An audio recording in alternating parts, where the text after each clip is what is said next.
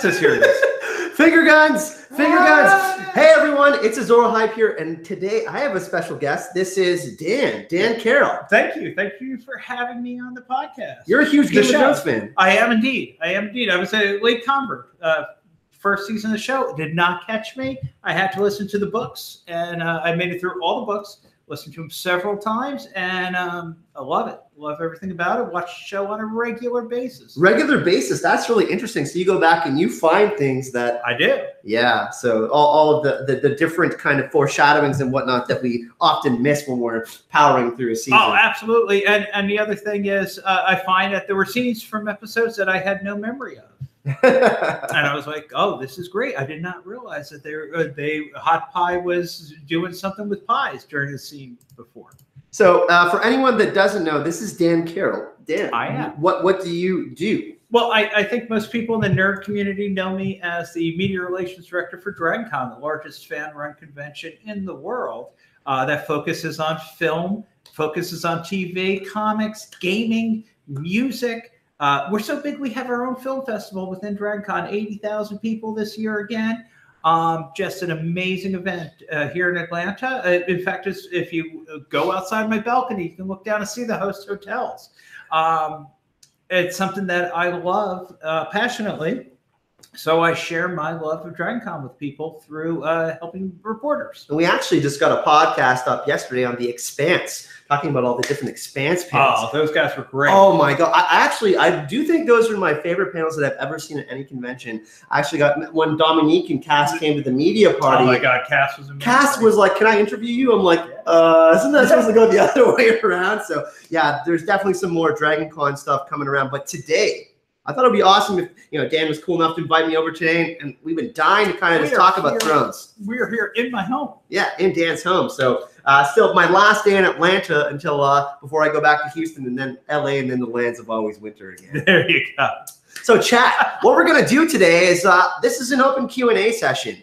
Dan loves the show. He loves the books. He's listened to the books. I love the show. I listen to the books. What we're gonna do? We're going to just have an open free-for-all today. Now, that doesn't mean being rude in the chat.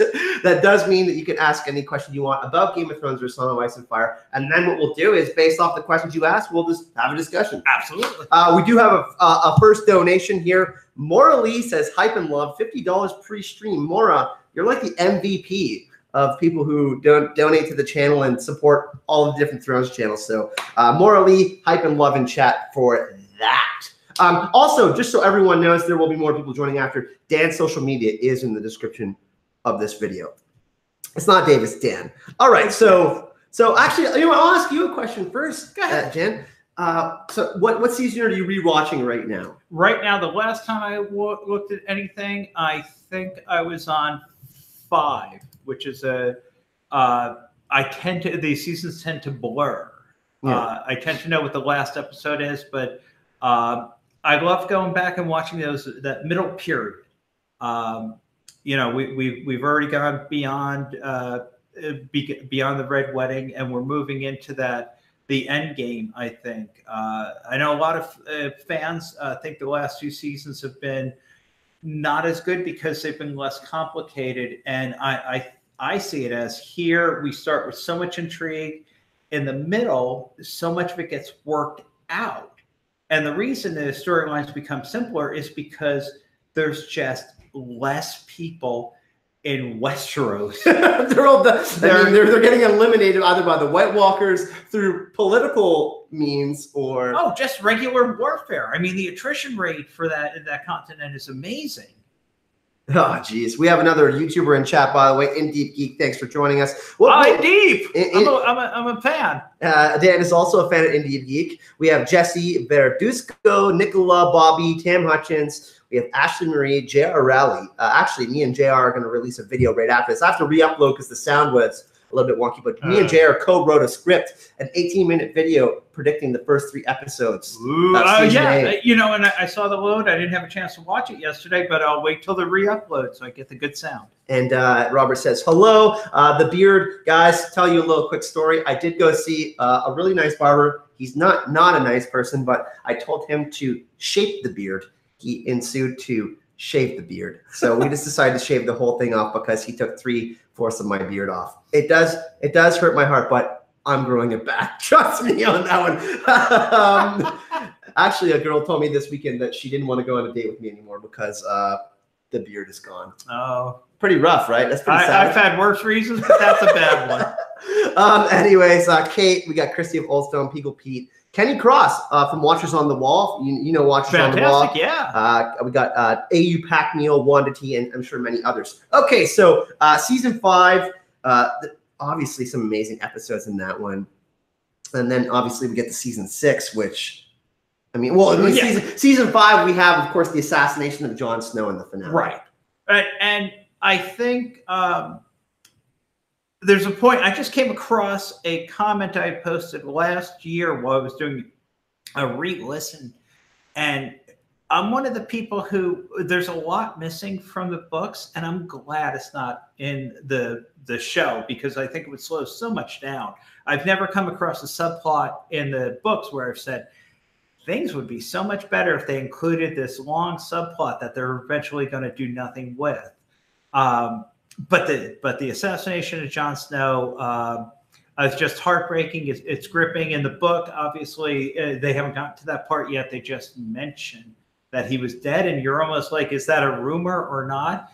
And in the show, well, I mean, he only feels the cold. Yeah. Right? I mean, they don't even have anything after. We're assuming, some people assume that he's going to be inside Ghost. He's going to be working Ghost because the Starks do still have their powers in the books. It's not very singular where we have it just kind of with Bran in the show. But they're in the show, obviously, boom. I mean, he's out and moving into the beginning of season 6 with his first, potentially first, allegedly first resurrection. Hopefully first.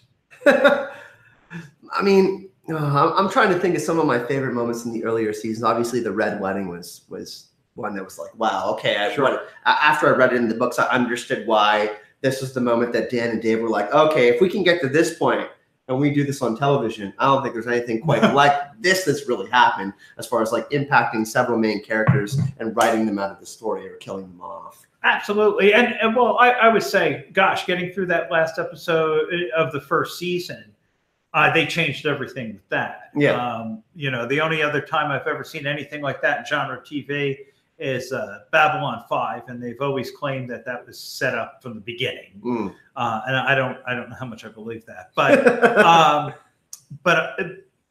the death of Ned Stark, that is obviously critical to the storyline. It's funny because I watched the first season back to back to back. I watched all 10 episodes, and I was like, "Oh, Ned Stark is the main character."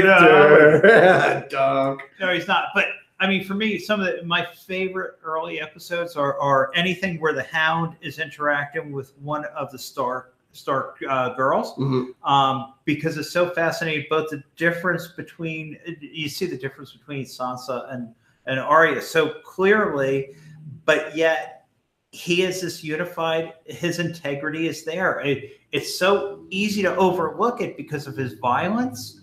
But there's one scene where he says, "Look, I'm a hound. I do what my master says." And that's it, and then he walks away and he's not doing it. He's no one's his master anymore. We also have Bridge4 in the chat, who's another great YouTuber. Hey, Bridge4. This is Dan. I'm a Bridge4 watcher too. Me as well. He's actually one of my favorites. Well, you know what? One of my favorite scenes this is season 1 is when Cersei's like, "Oh, kill the direwolf." Yeah. And then it shows so much of everyone in that scene. Like Robert's like, It's like kind of shows his personality at him as king. And then we see kind of Cersei is very like nepulent and very like not easy to deal with. And then of course we see Ned Stark's honor. And that's kind of like the very early on things. Like one of the scenes that I've really like been like, wow, this is really how they foreshadowed the characters going forward. We got another donation. I think we got a question, Dan. Ooh, go ahead. The long night lasted a generation. How long will the long night last in the book and the show? Could the Great War last several years in the books? Well, I mean, George originally actually planned for a 5-year gap in the books. I'm assuming that's not going to happen. We could see some sort of maybe time jump in the last book, maybe like a few months or something when they're traveling. I don't think they can do several years. But he had actually talked about how he had planned, like, they had been on the wall, watching the wall, and nothing kind of really happened. Now, the long night in the show, we only got 6 episodes. They're going to be between an hour and 90 minutes long. So the long night isn't going to last that long. Well, however, go ahead. There could be a scenario where we are completely dumbfounded by something that happens. But I think the dream for spring is going to happen and the White Walkers will be completely wiped out. That's my opinion. I agree with you that I think the forces of good, White Walkers being eliminated, the race, the whole up and down, or whites. Yeah. The race and Lord of the Rings. Yeah. Same thing. But I think that it's quite possible that even if they come to victory, it's still winter, and it ends with it's still winter, and the dream is of spring, but not the occurrence of spring.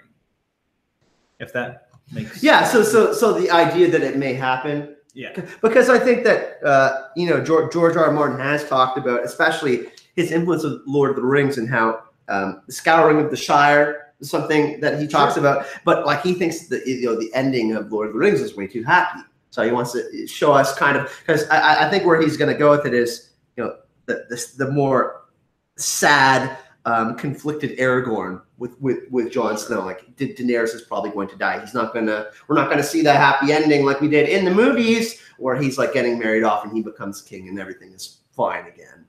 Well, I've gotten to the point now. I have watched so many various spoilers, and a lot of them, they're fanfics.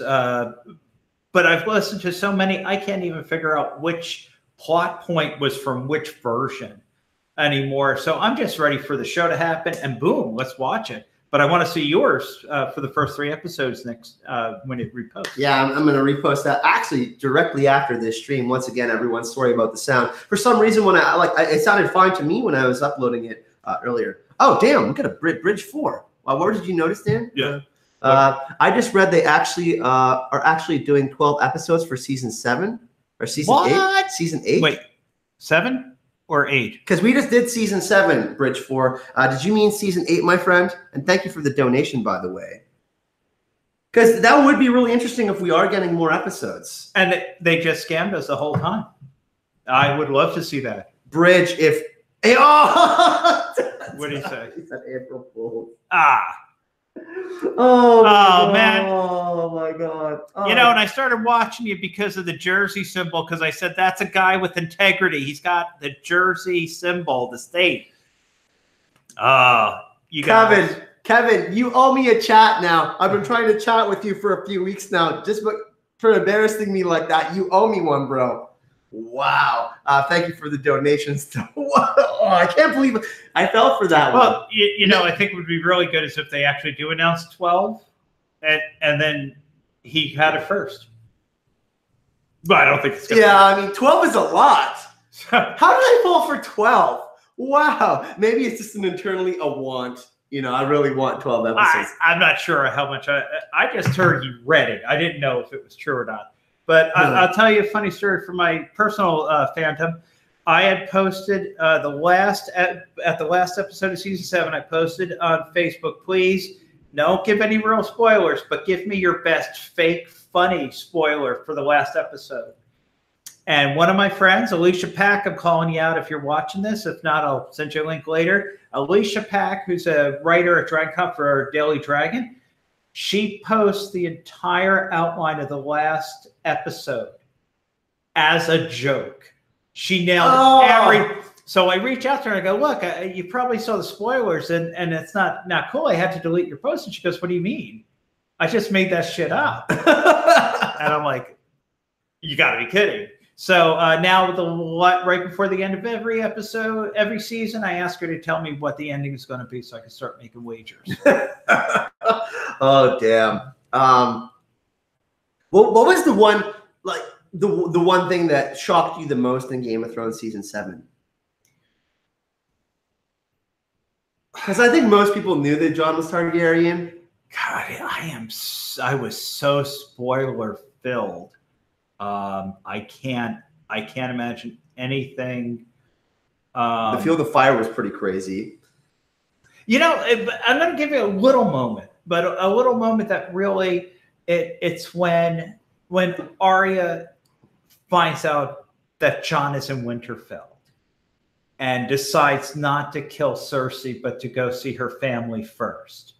And, you know, it just shows so much about what Maisie brings to this role. That I think that is the one that really got me. And I'm trying to think, you know, in the earlier seasons, oh my God, I still think the Sept of Baelor being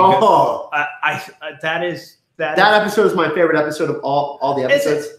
But I think the light of the seven, the cold open like that, and then obviously the big things that happen at the end of the episode. I mean, that episode was, I think, overall my favorite episode. And Battle of the Bastards was the one that preceded that one. Yes. Well, I'm a Battle of the Bastards for both sides. What's not only what's happening outside Winterfell, but the stuff that's happening over in Marine. And whenever we're talking about Essos, I always get the cities wrong, so don't bust me. But what's happening out in Marine, and the Neil.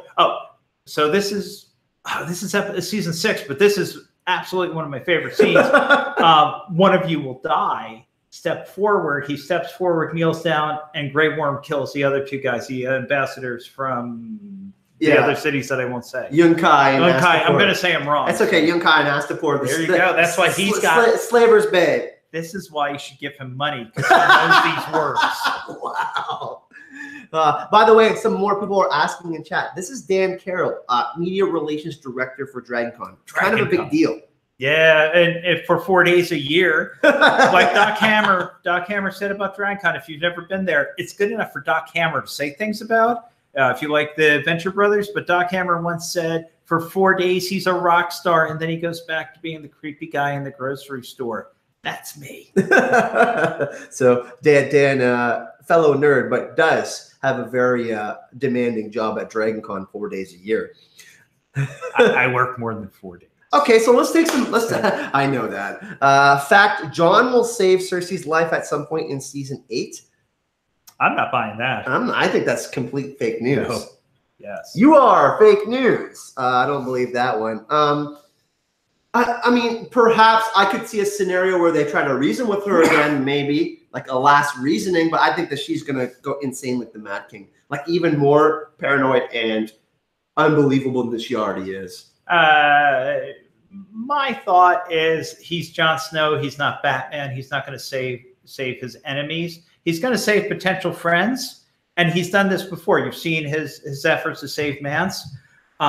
This is not a potential friend anymore. There's no chance this is a potential friend. Maybe, you know, what I could see is if Cersei does close out the gates of King's Landing, much like the Mad King, Arya, Jaime, and Brienne maybe sneaking in, and Jaime saying, "Hey, I'll give you one last shot here." But he already kind of knows what the answer is, and he just wants to try anyways. But I think I don't think it's going to make it to that point. I think that Cersei is going to do something real bad. I mean, I don't think the level Sept of Baelor, because that's pretty much genocide, mass murder. Well, there's still plenty of the fire, the fire pots. Again, this is the wildfire. The wildfire. I was going to call it the green fire, and I knew that was not. There's enough wildfire in the city, and she's one of the few people who knows about the original plan because she was sleeping with Jaime. So she knows everything Jaime knew about the situation, whereas a lot of other people didn't realize that this is why Jaime killed the Mad King. And Cersei is very manipulative, and she finds these little crevices to kind of operate, and she does. She does. She also wields a big hammer sometimes too.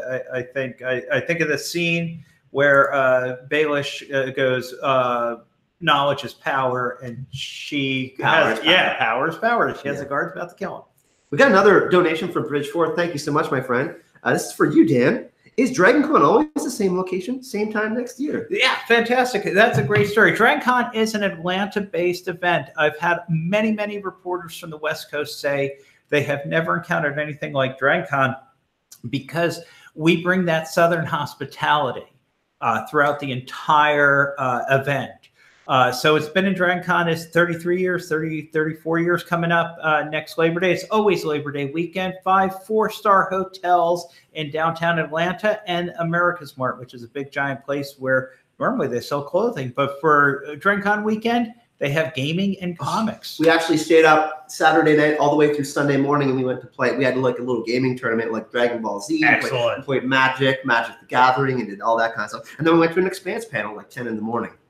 Yeah. But I gotta agree with Dan. I kind of want to say the amount of programming is absurd, but it's also Mardi Gras for nerds, essentially. Well, we prefer to stay away from that. We do like to talk about it being a family-friendly event. Yeah. And then all night long, it's an adult party that people can come and enjoy their adult dress beverages. Up and dress up 24 cosplay hours a day. is We consider ourselves, and we haven't had any evidence this is not true, we're the largest costuming event in the United States as far as we can tell. We believe there's events in Japan or this is a personal I believe there's events in Japan where they have more costumers. But, we estimate 40 to 50,000 people on any given afternoon in costumes. And the percentage of people in costumes after 10 o'clock goes up much higher. It's really awesome. And there are some really dedicated people that have been to several Dragon Cons that are like, wow, like, this cosplayer. They come every year and they bring their game. In the show, Dan, do you think that Gendry could be Cersei's black-haired son that she talked about with Rob? I've seen that floating around, and I assume. Now I'm big into the Maggie the Frog prophecies, so I assume that she's not talking about a robber pregnancy. My first guess when I watched it again the last time was that she was full of crap. So that's my feeling about that. But even so, I believe Gendry should definitely be legitimized, absolutely, and maybe also take Arya as his wife. That's one scenario. But I'm a Sansa guy, so I'm shipping Sansa and Sandor. So yeah, I would love for that to happen, but my heart knows that Sandor may not make it, saving one of the Stark girls. I'm not sure Sansa's going to make it. So oh damn! So Dan's saying that he's not sure if I think Arya for sure makes it. Maggie could be lying a little too to Cersei. Embellishment. Yeah. Certainly, she's a lady that's out in the woods in talking to children. Sure. In the scenario.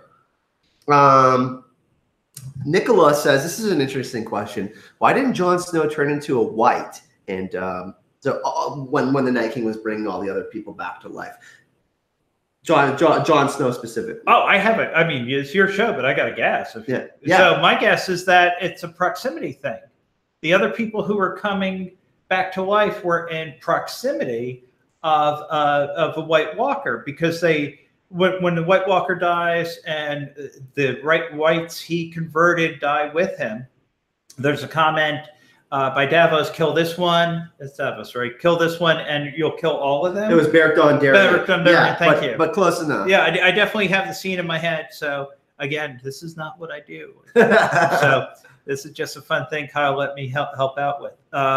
So that's my feeling, is that it's a proximity thing. When Melisandre was there, she was there. The Lord of Light. That scenario, the Night King wasn't in close proximity to Jon. He can't just be like, hey, Jon, I'm this far away. I'm going to javelin you. Right. Yeah, sure. I mean, it's like trying to pick up Wi-Fi down the street. I'm kind of in agreement there. And also, I think that a lot of people call Jon Snow a fire white because he was revived by the Red God. I'm not so certain of that. Jon Snow is Targaryen and Stark, which is both royal blood of both ice and fire families. So I think that that's something to take into consideration, that Jon is very special, even more so than Daenerys, who is unburnt in the show. Sure. And Jon is definitely burnt both in show and book. How hard work is Dragon Con? Well, I mean, for Dan specifically, it takes a lot of work for you.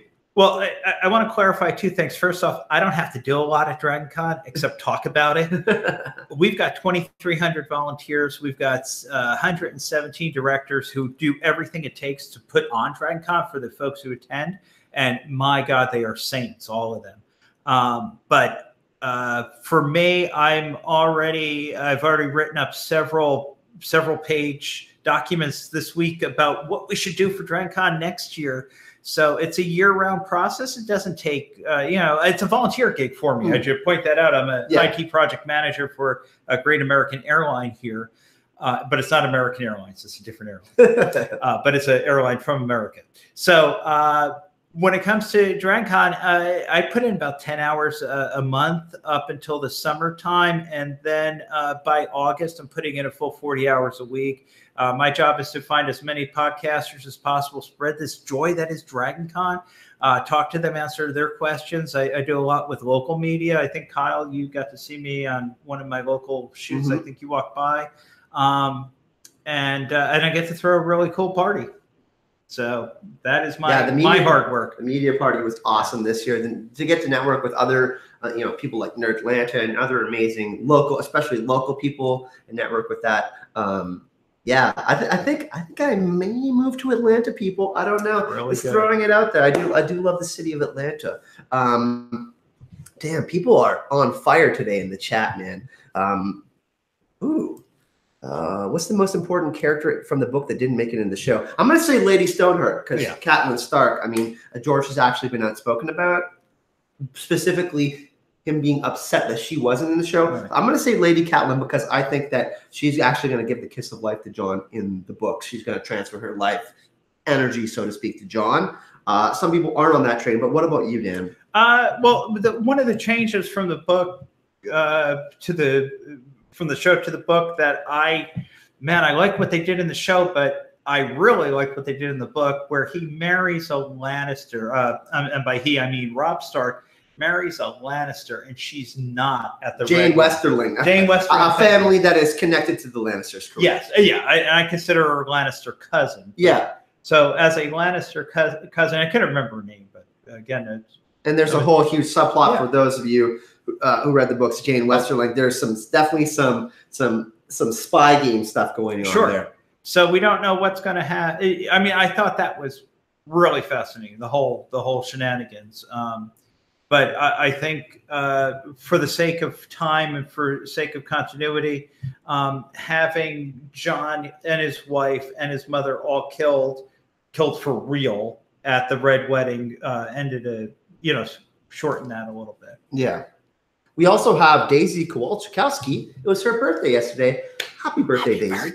Happy birthday. Happy birthday. Happy birthday. I look so young without a beard. Thank you. Tyrek Lannister. Oh, geez. I don't think she's important. Arianne Martell. That's another one. That is another great answer, Sydney. Obviously, Dorian Martell having the wand game in the books as well. Arianne heading towards Aegon. She's probably going to marry Fagon, who is, most of us assume to be a Blackfire, who is propped up by Varys and Illyrio to put on the Iron Throne to kind of, and if he is there, Varys would remember his speech. Where does power actually lie? That kind of thing is happening in the books, where Varys is trying to do the same thing as Littlefinger, prop up someone, but they actually have the power. So that's a great one. Aegon, you guys are saying Aegon. I agree. That's a pretty good one too. There's another awesome question up here. Stannis. Well, he's looking for a question. I want to say Carrie. I don't like her either. The character of Lady Stannis? I do not like. I don't like her character, but I think the impact is. Mike Armentrost says, "Young Griff," one of our Patreon supporters, by the way. Thank you so much. And if you do want to support the channel, Patreon link in the description of the video. This is a good one, and I actually think this is really relevant. Tam Hutch says, does anyone think that Jon's resurrection was paid for with the death of Shireen? Because she was burnt at the stake, and Melisandre thought that Stannis was Azor Ahai, but she misinterpreted the flames. So is it possible that Shireen burning at the stake was actually a payment for Jon Snow's resurrection? Because death pays for life, right?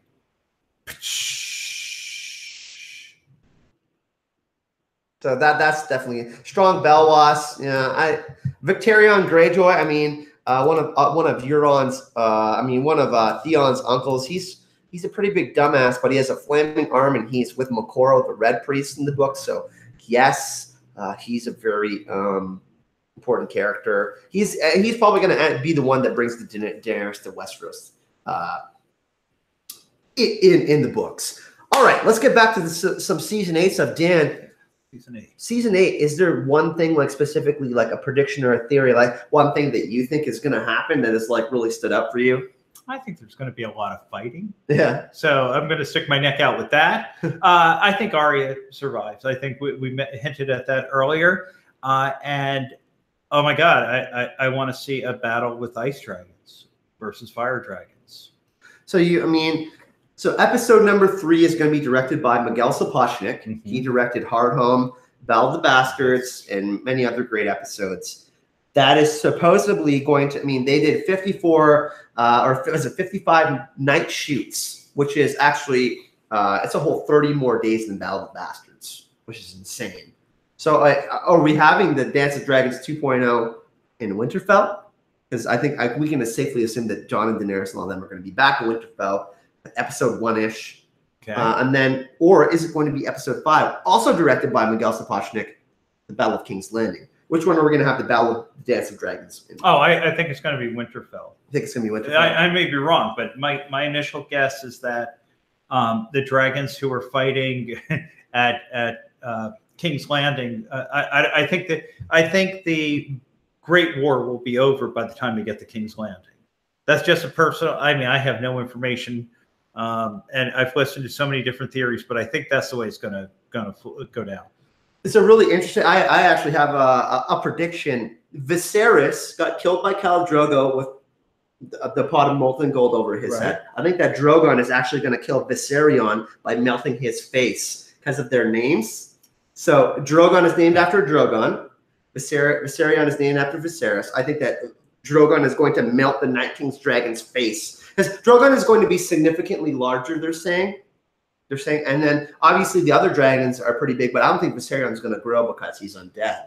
Now Rhaegal, so Drogon actually gets to be bigger, or the reincarnation of Balerion the Black Dread, who is absolutely humongous, said to be. The Field of Fire 2.0 happened last thing, but even bigger than that. That might be a thing that can kind of be the trump card against the Night King, because the Night King is considered the number 1 at the top there, and then it's probably Daenerys and Drogon number 2, right? Because he took out a dragon.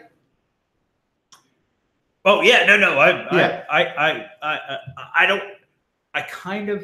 know it's going to happen. I don't know if I want to really dwell on the details, because whatever I come up with is going to be different when I see it live. But we've already talked about some of the things that I like best are those small character moments.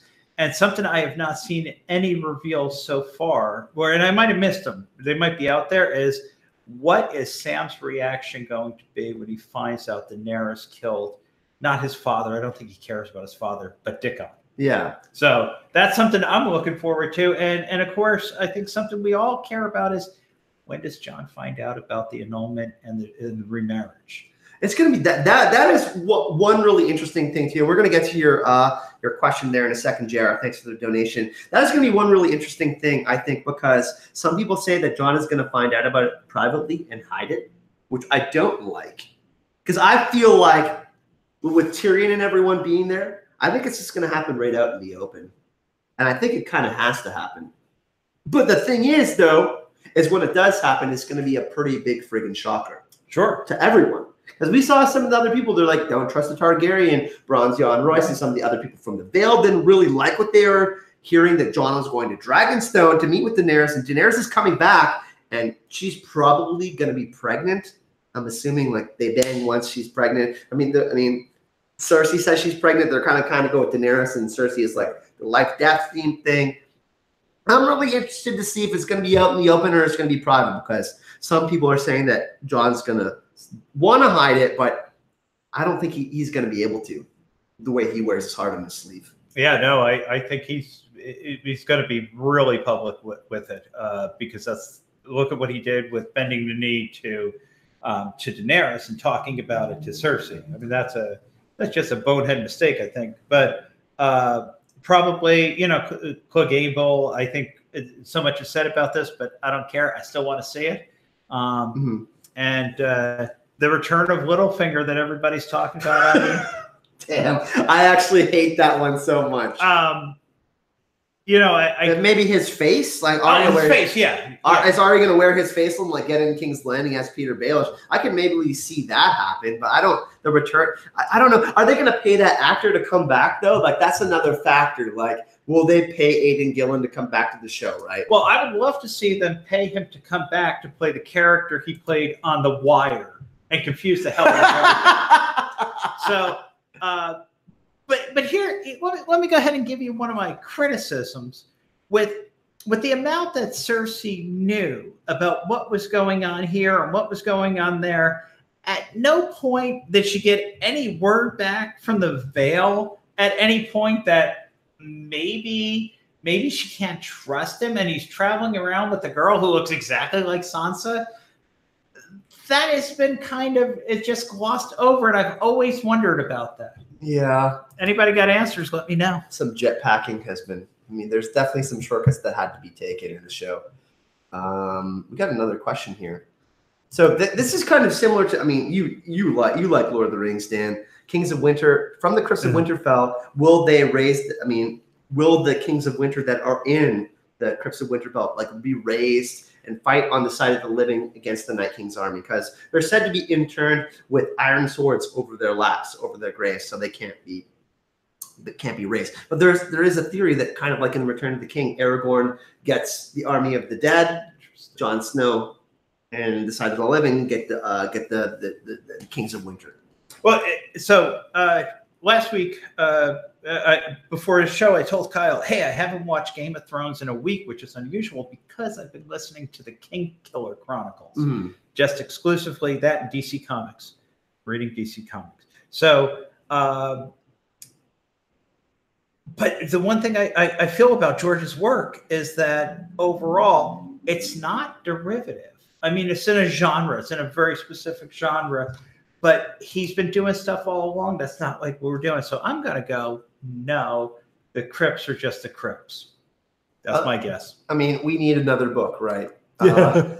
Niels gave us 50 Danish kroners. Cersei will save the Westeros. She will try to kill the army of the dead with wildfire. Actually, I actually think that Jaime's going to kill Cersei, and they're going to have a plan to lure them in, because remember when Daenerys had her vision in the House of the Undying, and part of it is she doesn't touch the throne, and part of it is broken, and there's snow falling. I think there's actually a possibility that Jaime's last act is to do the exact thing he tried to prevent with the Mad King, which is light wildfire.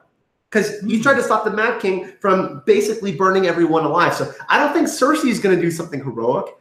She doesn't have any redeeming qualities. She's very selfish.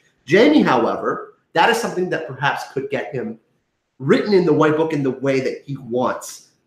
So if there is some wildfire, I don't think Cersei's going to do it for the good of the people. No, I think she's going to do it to kill what most of us watching the show consider the heroes. Yeah. I mean, I'm sure there were Joffrey fans out there too.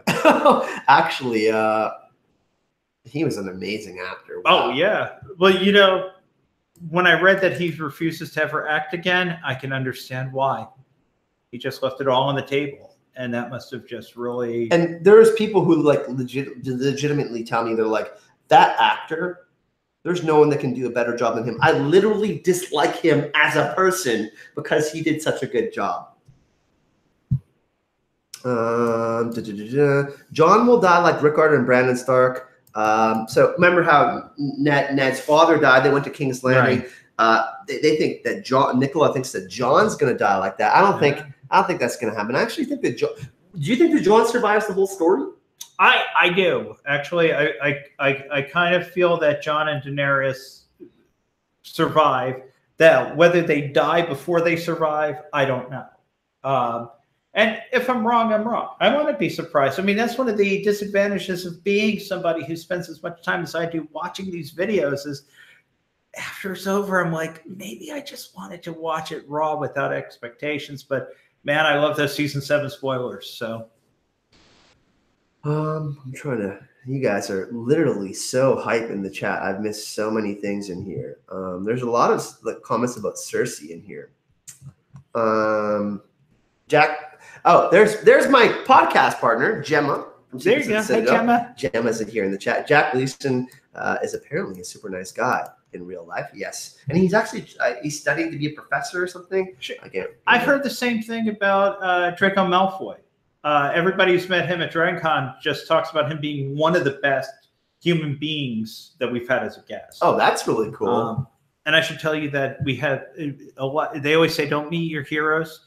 In my experience from DragonCon, when I meet people who are creators and actors and writers, and I very seldom ever had any of them not turn out to be much better than I expected as human beings. There's one. He's studying theology, which is he is an intelligent guy. The bigger so this has been mentioned a couple of times in chat through the chat today. Dan, I think the bigger twist would be Tyrion betraying Dany. There are some people who think that the conversation that Tyrion had with Cersei directly involved. I take that as a given. So really? I don't see that as a twist. I take that as a given. So he gives the door when he realizes they're inside don't come a knocking, whatever expression they use. So you think that Tyrion likes Daenerys? He loves Daenerys as opposed to like Daenerys. Like more than amicably. Well, I think he cares for her greatly, but the one thing he has said over and over again, despite killing his father, is family first. And you know, the one thing that I've seen disappear from all the theories lately is the fact that Tyrion is the third Targaryen. And there's so much evidence in the book that there's weird stuff going on with the Targaryens and Cersei and Tyrion's mom. And that is like totally glossed over. And right before the dragon that died, so Viserion. Thank you. That's why he does this. Viserion. Right before Viserion dies, there were still people talking about Tyrion being the third head of the dragon.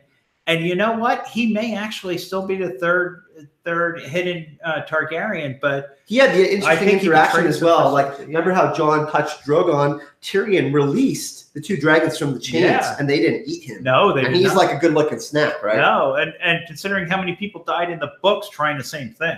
Yeah, I mean, Quentin, poor Quentin, he got burned alive trying to go marry Daenerys. I never bet against my family. The foreshadowing is strong. Ooh. I often disagree with Gemma, but she is, more versed than I am with some of this stuff. Dany is going to get burned by dragon fire when she finds out she's not fireproof. Not in the show. She's definitely fireproof in the show.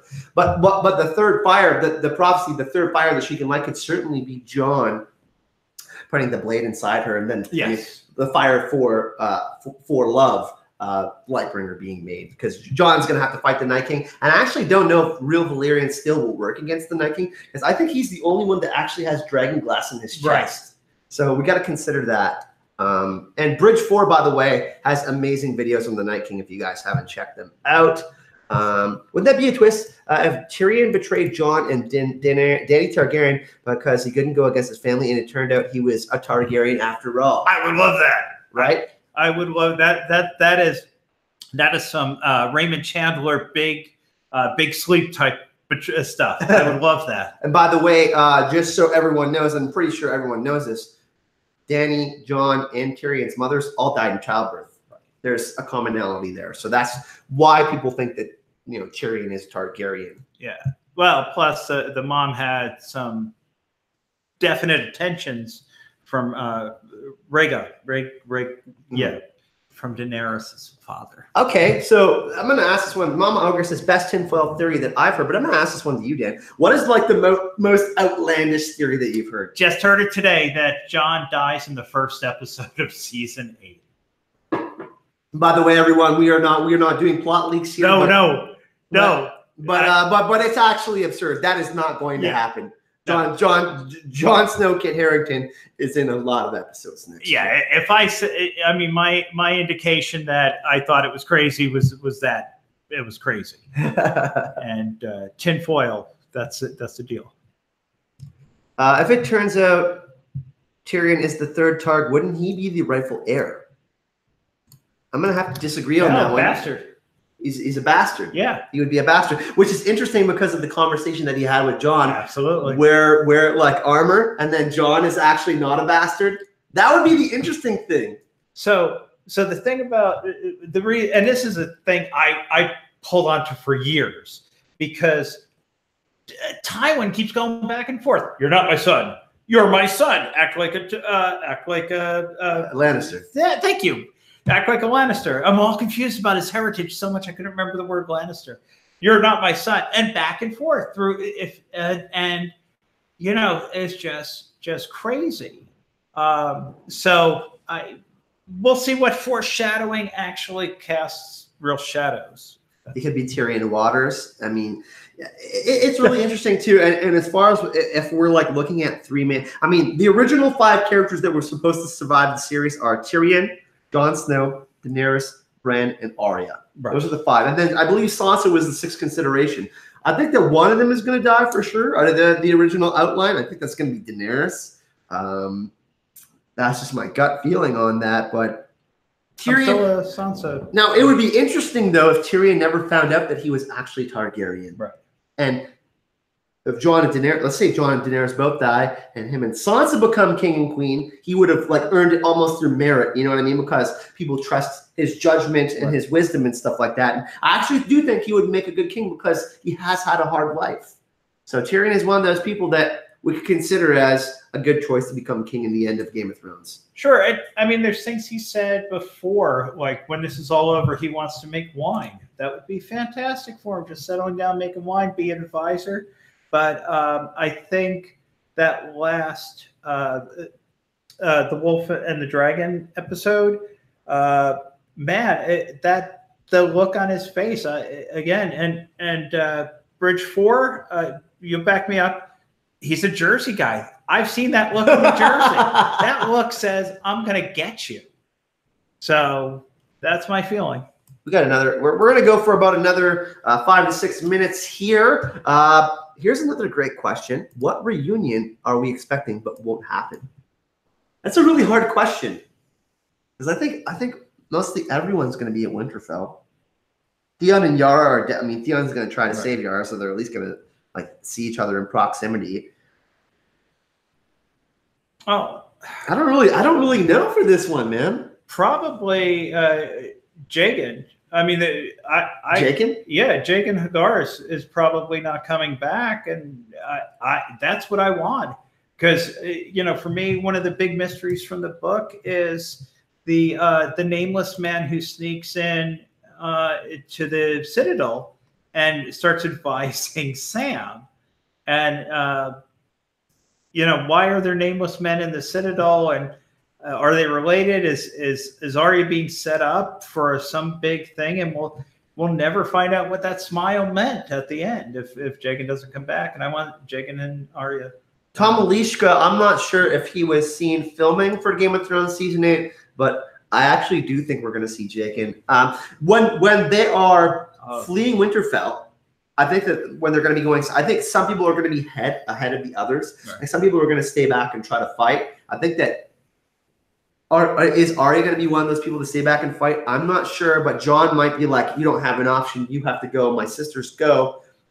And I do think that maybe on the road with Sandor Clegane and some others, we could see Jagan pop up. Because I think that the Faceless Men, what's happening with Cersei and the Iron Bank, I don't think Cersei is going to completely complete her deal.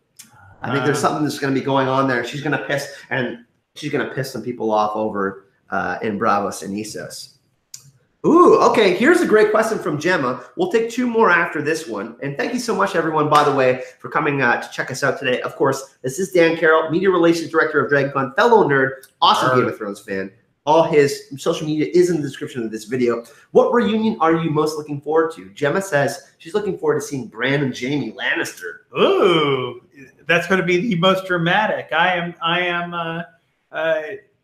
spent a long time living with a teenage girl who taught me to love teenage drama. And I'm looking forward to Gendry and Arya. But as I already said, I'm shipping them hard. And I hope Gendry survives, you know. I think he has. I mean, he is the blacksmith. Yeah. He is going to have a really important role. Him, Sam, and Tyrion and Bran together. I think you're going to find a way. I mean, if Bran goes back in time and sees how Valyrian steel is actually made and gives that information to Sam, like Samuel finds a book and Tyrion's like, oh, I heard about that. All of them are going to have like a little part to play in how to like maybe make some better weapons. I think that, I mean, Arya has a dagger, but I mean, she could like have needle, maybe a longer weapon. She's a pretty good fighter. She almost bested Brienne. So that could be an interesting scenario that happens. And she almost bested Brienne while she had needle, if I'm not mistaken. I mean, that's fascinating to me. Fake Arya's in the chat. People are saying that Arya is the waif. Get out with that. I worried about that. I went back and watched all the episodes over and over again, and I feel very comfortable. That's Arya. In my upcoming video that I'm going to drop right after this, sorry about the sound issues earlier, I say Jon and Arya, a little bit of a preview. I could see them fighting side by side against the White Walker together. I'm just going to throw it out there. And Jon being like, whoa, you're like almost as good a fighter as me. And there's a lot of parallels into the stabbing of Jon and Arya getting hurt. Their stories are very similar, actually. So I think that that's going to be the reunion that brings the feels. And a lot of people are saying that it's not going to be as happy as it is. I think that one's going to be a happy one. Jon and Arya love each other. They are like besties. Oh, get out of here, Bridge 4. Thank you for the donation, but I'm not reading that out live on air. You guys are trolling me. Oh, wow. We'll do one more question. Dan, the thing you're most looking forward to in Game of Thrones Season 8. I'm looking forward to it on my TV. I am probably, I'll be honest, there's so much that can happen, so much. I just want it to get started. I want to be there and just enjoying it. So you're looking forward to the big battles. I know that. I'm looking forward to seeing if there's an Iron Throne in the end. I actually think it's going to be melted down like the one true ring. And I think that Jon Snow, after Daenerys dies, I think that Jon Snow is going to be in the same position as Ned Stark, the motherless child, and he's going back to Winterfell, 7 Kingdoms again. That's what I'm looking for. I want to see who survives the story and what's like their last scene. Is it's like Sandra going to like achieve some level of peace? Is Arya going to even stay in Westeros? Those are things that she could go try to find the hidden lands, whatever. But thank you so much for watching, everyone, again here today. A short, fast stream today here with Dan. We wanted to make sure that we got one here in on Thursday. Oh, my goodness. Maura Lee with another $20 donation to end the stream. Thank you so much for all of the donations today. Everyone that joined, anyone that didn't get a shout out, or anybody that has a question, you know what I'll do is we got another live stream on Thursday. Some of the questions that we didn't get to, me and JR are going to be actually doing a live stream on Saturday and actually answering some of the stuff on the video that we're dropping today on the first 3 episodes of Season 8. So anything that doesn't get answered, I'll go through the live stream and we'll do some more Q&A on Saturday. But Dan, thank you. Thanks for joining me today. What a blast. Thank you, everybody watching. And can we get a hype and love from Dan Carroll? Yeah, how do we do that? Hype and love. Hype and love! Hype and love.